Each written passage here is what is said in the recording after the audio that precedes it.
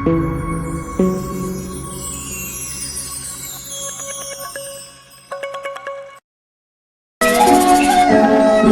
के जंगल में टोनी अपने परिवार के साथ हंसी खुशी रह रही थी। अचानक टोनी के पति का एक बीमारी के कारण मौत हो जाता है। उसकी 5 बेटियां थी और 5 बेटियों की जिम्मेदारी टोनी पर आ गई। उसके परिवार में उसका जेठ कालू कौवा और जेठानी गोरी कौवी रहती थी। देख टोनी, अब हम तेरा और तेरी बेटियों का बोझ और नहीं उठा सकते। इन्हें ले और निकल जाओ यहाँ से। पर दीदी, मैं इन 5 को लेकर कहाँ जाऊंगी? मेरा तो इस दुनिया में आप लोगों के सिवा कोई नहीं। माँ बाप तो कुछ साल पहले ही चल बसे। मेरा कोई ठिकाना नहीं है दीदी। मेरे इस घर से यादें जुड़ी हुई है। मैं इस घर में बहू बनकर आई थी। टूना के जाने के बाद आप लोग इतना क्यों बदल गए? बदलना पड़ा टोनी, हमारा दिमाग खराब नहीं है जो अपने पैरों पर खुद ही कुल्हाड़ी मार ले। अरे आने वाले समय में तेरी 5 बेटियां बड़ी हो जाएगी तो तू तो इसकी शादी की जिम्मेदारी हमारे मत कर देगी। चल निकल यहाँ से। दया करो दीदी, इतनी रात में मैं अपनी बच्चियों को लेकर कहाँ जाऊंगी? ये ऐसे नहीं मानेगी। रुक, इसे मैं अभी मजा चुकाता हूँ।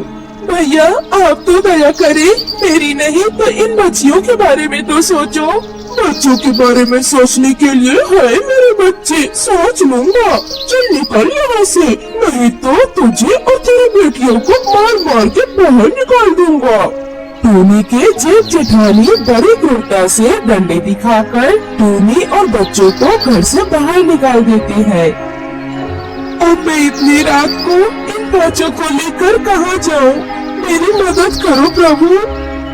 टोनी अपनी 5 बेटियों को लेकर जंगल की ओर आगे बढ़ती है। मम्मा, बहुत डर लग रहा है। अंधेरे में कुछ भी दिखाई नहीं दे रहा।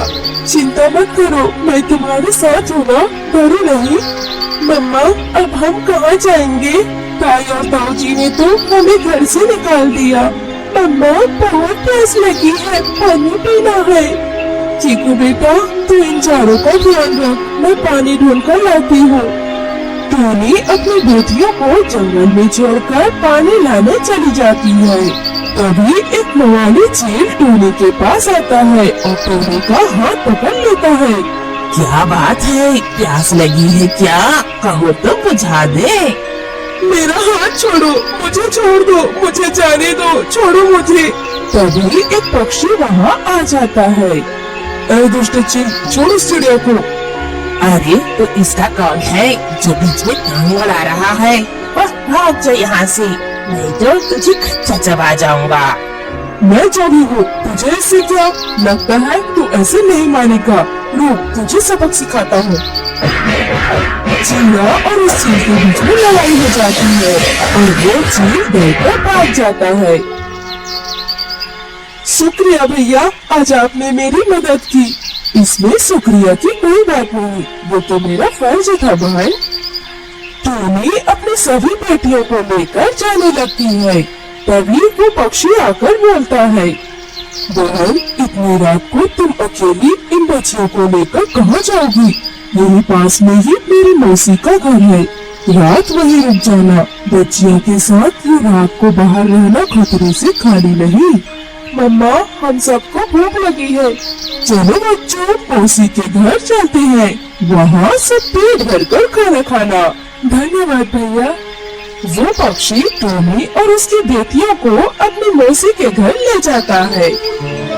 अरे आओ आओ बेटी, कितनी प्यारी प्यारी और मासूम बेटियां हैं। तुम्हारी कहानी सुनकर सच में मेरा भी दिल भर आया।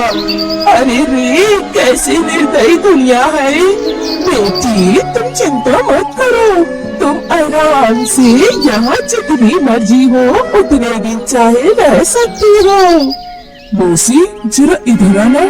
वो मैं कह रहा था कि बच्चों को भूख लगी है, तो इस तरह से इशारे कर कर वो पक्षी अपनी मौसी को दूसरे कमरे में ले जाता है और चिड़ा और उसकी मौसी बातें करने लगते हैं।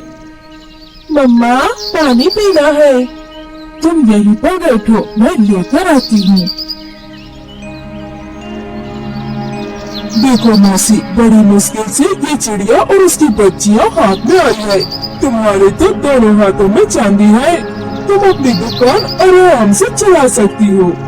बात तो तू सही कह रहा है, उसे शक तो नहीं हुआ ना कि तू उसे कहाँ लाया है, और तू उसे और उसकी बेटियों को बेचने के लिए यहाँ लाया है। अरे नहीं मौसी, बस तुम जल्दी से मेरे पैसे दो, फिर मैं यहाँ से जाऊँ। हाँ, ये चीड़ा मुझे और मेरी बेटियों को बेचने के लिए लाया है। नहीं, मुझे यहाँ से भागना होगा। मैं अपनी बेटियों के साथ कुछ भी गलत नहीं होने दूंगी। टोनी अपनी बेटियों के पास जाती है।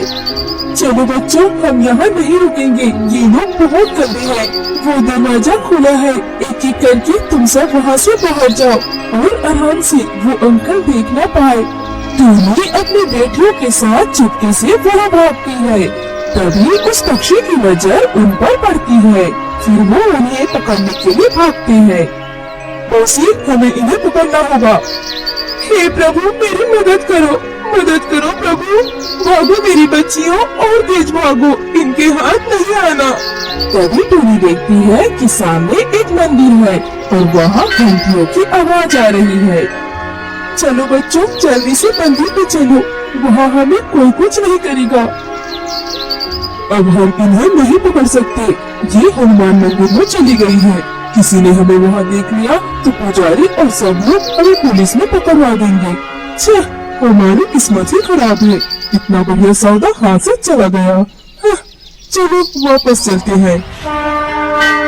हे संकट मोचन हनुमान जी, आपने मेरी और मेरी बेटियों की जान बचाई है। आप धन्य हो प्रभु, धन्य हो।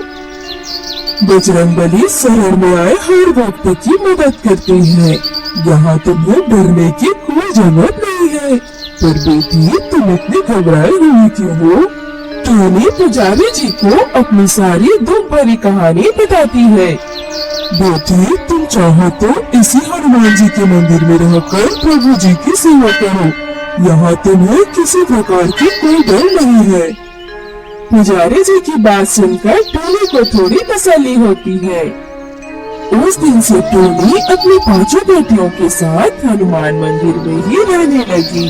टोनी और उसकी 5 बेटियां हनुमान मंदिर की सेवा करती थी। बाकी साफ सफाई, देखभाल ये सब टोनी ही संभालती थी।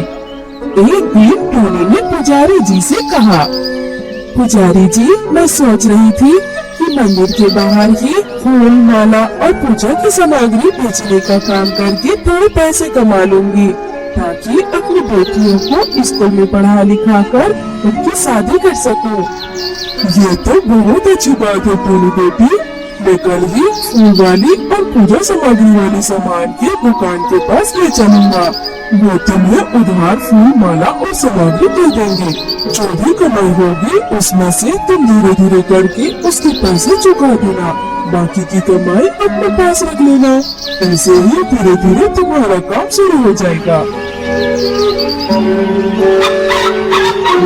पुजारी जी टोनी को फूल, माला और पूजा की सामग्री दिलवा देती है।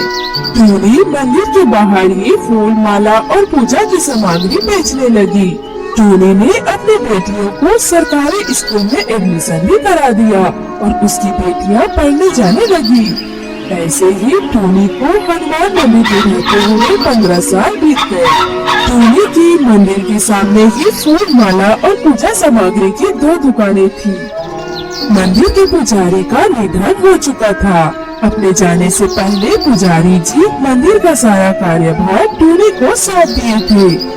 अब मंदिर का सारा कार्यभार टोनी ही संभालती थी। टोनी की 5 बेटियां अब बड़ी हो चुकी थी। टोनी की पहचान अब जंगल के बहुत सारे पक्षियों से हो चुकी थी और उसके अच्छे व्यवहार को सभी पक्षी भली भांति जानते थे।